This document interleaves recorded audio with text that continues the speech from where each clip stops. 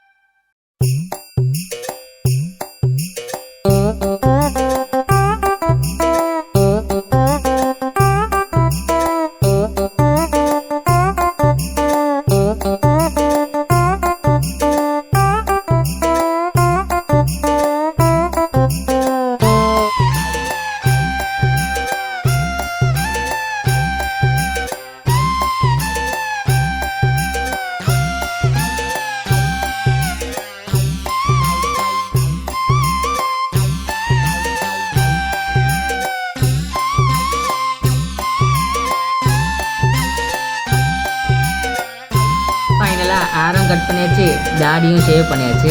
எப்படி இருக்குன்னு நீங்களே பார்த்து சொல்லுங்கள். ஏங்க அப்படியே நம்ம சேனலுக்கு ஒரு லைக், ஒரு சப்ஸ்கிரைப் பண்ணிட்டு மட்டும் போயிடுங்க. நன்றி.